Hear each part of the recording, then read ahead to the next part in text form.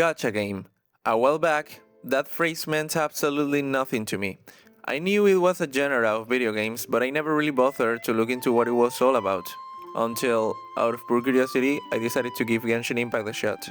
I started my adventure back in February 2024, and after a year and a half, I decided to call it quits in mid 2025. Since it was my first gacha, I went in as a total blank slate, having no clue what to expect. And yet, from the very first minute, Teyvat had me hooked. Even with the massive wall of text that greets you at the start, the atmosphere was incredible. And to this day, just thinking about my first steps in Mondstadt gives me genuine nostalgia. I trekked through Liyue to meet Sean Lee, I challenged the Raiden Shogun in Inazuma, I explored Sumeru, which, although it felt a bit sluggish at times, didn't stop me from growing fond of Nahida. I sailed through Fontaine to find one of my absolute favorites, Furina, and finally I arrived in Natlan. Natlan became, in my opinion, the nation with the best setting and mechanics I ever experienced, and that's where I met Mabuika. So yeah, I finished every single Archon quest up until the moment I left.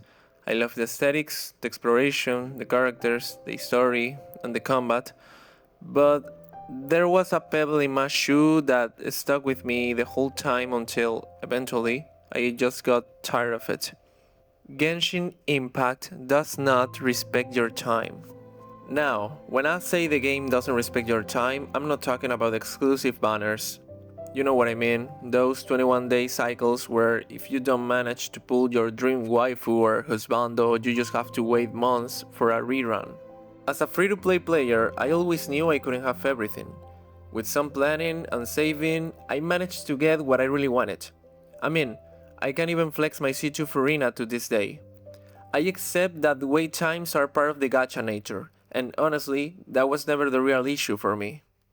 The real conflict, that pebble in my shoe, comes from much more subtle and constant mechanics. I'm talking about the resin system, the tedious character grinding, the artifact farming, the endless walls of text, the Imaginarium theater, and the feeling that no matter how hard you work, the primogens you get don't even come close to the time you spend on the activity. Let's talk about resin. At launch, back in version 1.0, the cap was only 120. In 1.1, they bumped it to 160. And 3 years later, in 4.7, they raised it to 200. And guess what? It's still not enough for anything. If you want to build your characters properly, the amount of daily resin you need is absurd. You have to manage levels, weapons, talents, and, of course, artifacts. Don't get me wrong, I know these are basic pillars in any gacha. The problem isn't the system itself, it's the chronic scarcity of resources.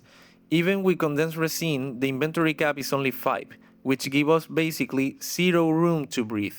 The frustration hits a whole new level with artifacts. Farming decent pieces for just one character can take you an entire month.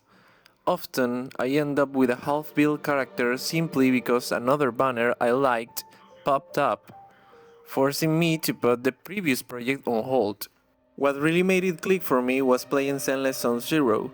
In that game, I was surprised to find either batteries, the equivalent of condensed resin, but you can store up to 400 of them. Plus, they have backup batteries that accumulate automatically when you hit your daily cap.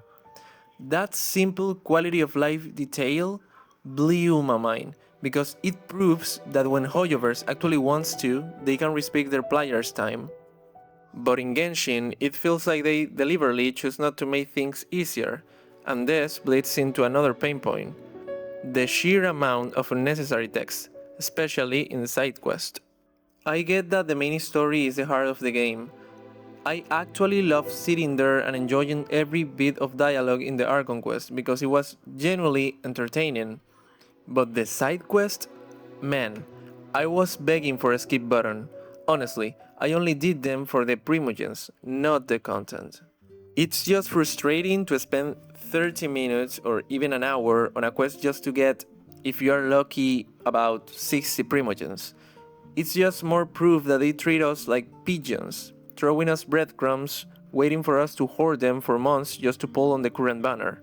By the end, you don't feel like you're playing to have fun. You feel like you're working a minimum wage job while the game forces you to read filler text you're not even interested in anymore.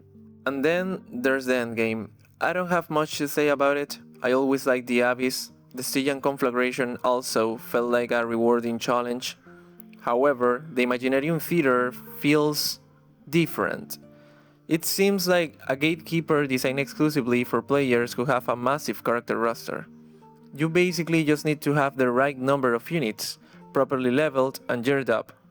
The game pushes you to keep dumping resources into characters you might not even want to build, just for a few extra primogems. Listen guys, I basically left Genshin Impact not because I hated the game. In fact, it's impossible to ignore how good it is. It's a game capable of building beautiful worlds and characters that really stick with you. Feeling that nostalgia for my first steps in Mondstadt is something no one can take away from me. However, the lack of respect for my time ended up weighing more.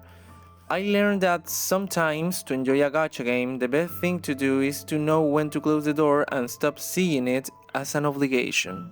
And that's why I don't recommend playing Genshin Impact, because, as I said before, Genshin Impact doesn't respect your time. So yes, that's all for now. I hope you leave your opinion in the comments and, if possible, subscribe to the channel. Bye bye.